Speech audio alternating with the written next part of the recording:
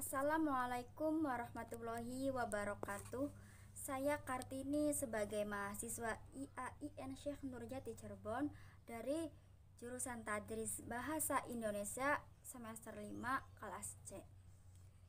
Saya di sini akan memberikan pembahasan video tentang pembelajaran strategi pembelajaran ekspositori, yang dimana sebagai bentuk tugas UAS mata kuliah pengembangan model pembelajaran dan pengembangan strategi pembelajaran PBSI yang diampu oleh dosen Ibu Feni Nurpadilah MPD.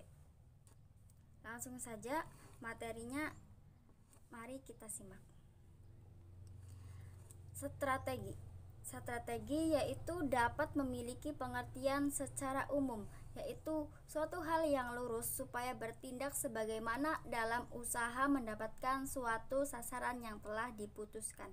Strategi pembelajaran adalah serangkaian rencana kegiatan meliputi penggunaan perencanaan dan penggunaan berbagai sumber atau perencanaan yang ada dalam suatu kegiatan pembelajaran.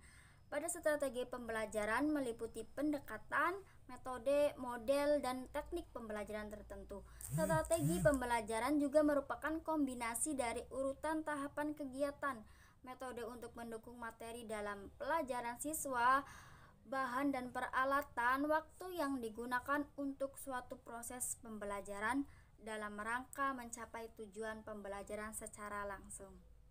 Saya akan menjelaskan tentang strategi pembelajaran ekspositori. Strategi pembelajaran ekspositori adalah strategi pembelajaran yang menekankan pada proses penyampaian materi secara verbal kepada siswa dari seorang guru kepada sekelompok siswa, dengan tujuan agar siswa dapat dengan mudah menguasai topik secara jelas dan optimal. Dalam sistem ini, guru menyajikan materi dalam bentuk yang telah disusun secara tertib, sistematis, dan lengkap, sehingga siswa hanya tinggal mendengarkan dan mencernanya dengan tertib dan teratur. Pertama, strategi ekspositori dilakukan dengan menyampaikan argumentasi secara verbal.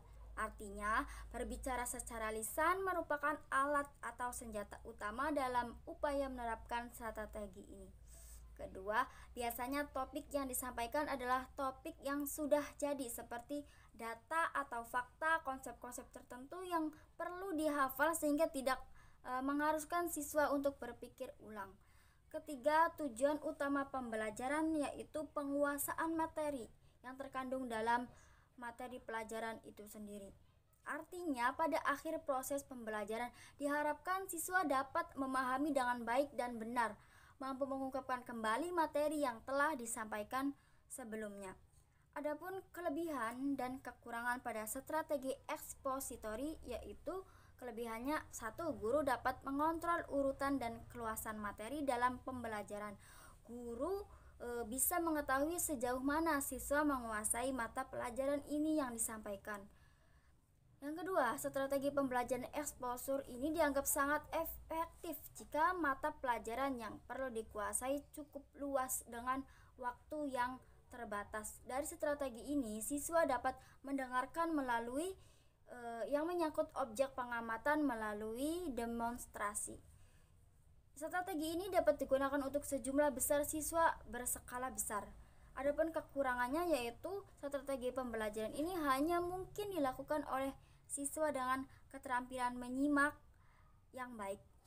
Yang kedua, strategi ini tidak mungkin memperhitungkan perbedaan keterampilan belajar individu, pengetahuan, minat, kemampuan, dan juga gaya belajar. Yang ketiga, karena strategi ini sebagian besar berupa ceramah, menjadi sulit mengembangkan keterampilan sosial siswa. Yang kelima, keberhasilan strategi ini tergantung pada keterampilan gurunya. Dan saya akan menjelaskan langkah pelaksanaan strategi pembelajaran sebelum dijelaskan pada tahap penggunaan strategi ekspositori. Setiap guru menggunakan strategi ini perlu memahami beberapa hal, yang diantaranya yaitu: pertama, harus tentukan tujuan yang ingin dicapai. Tujuan yang ingin dicapai harus dirumuskan dalam bentuk perubahan perilaku tertentu yang ditujukan untuk hasil yang optimal.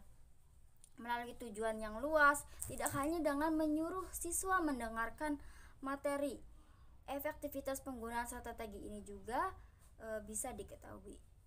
Kelola subjek dengan baik, penguasaan materi yang sempurna meningkatkan rasa percaya diri guru sehingga guru dengan mudah menguasai kelas. Bebas bergerak, memiliki keberanian untuk mengawasi siswa. Tidak takut dengan perilaku siswa yang dapat mengganggu dengan proses belajarnya. Yang selanjutnya, mengetahui berbagai hal yang dapat mempengaruhi proses pembelajaran. Presentasi yang baik memungkinkan guru untuk mengantisipasi berbagai peluang yang dapat mengganggu proses presentasi mata pelajaran. Latar belakang peserta didik atau siswa di kelas seperti keterampilan dasar atau pengalaman belajar siswa berdasarkan materi yang diberikan. Minat dan gaya belajar siswa juga harus dikenali terlebih dahulu. Kedua, kondisi kelas yang baik dengan mempertimbangkan eksterior dan ukuran ruangan dengan pencahayaan, posisi duduk, dan kesempurnaan ruangan. Penggunaan strategi ekspositori pembelajaran bahasa Indonesia pada implementasinya pada materi cerita hikayat kelas X. Menurut Herman Hudoyo, metode presentasi dapat berupa gabungan antara metode ceramah, metode pengeboran, metode tanya jawab, metode pencarian, dan metode presentasi. Dan apa yang dikatakan oleh Sumantri adalah guru tidak banyak bicara, informasi diberikan pada saat dibutuhkan atau bagian-bagian seperti pada awal pembelajaran dijelaskan konsep dan prinsip baru, diberikan contoh di lapangan dan segera. Penerapan strategi ekspositori ini diterapkan pada materi bahasa Indonesia pada cerita hikayat. Di dalam penerapannya, guru memberikan informasi di awal pembelajaran saja atau bagian-bagian yang memang diperlukan, seperti halnya guru menjelaskan tentang apa itu unsur-unsur cerita terkait tentang teks hikayat dalam materi tersebut. Nah, setelah itu guru bisa memberikan contoh melalui media gambar yang ada dalam buku cetak atau memperlihatkannya sebagai daya tarik pembelajaran dengan visualisasi. Dari situlah guru akan dapat memusatkan perhatian para siswanya dan pada objek yang dibahas, yaitu cerita hikayat. Hal itu juga bisa memudahkan guru dalam menjelaskan atau menyampaikan materi, serta guru bisa membacakan cerita tersebut kepada para siswa di depan kelas. Kemudian siswa menyimak materi cerita hikayat dengan baik, yaitu dengan menggunakan teknik yang benar di mana intonasi, raut, mimik, dan berinteraksi yang nyambung dengan para siswa. Sekian pembahasan strategi pembelajaran ekspositori dari saya. Kurang lebihnya saya mohon maaf. Terima kasih. Wassalamualaikum warahmatullahi wabarakatuh.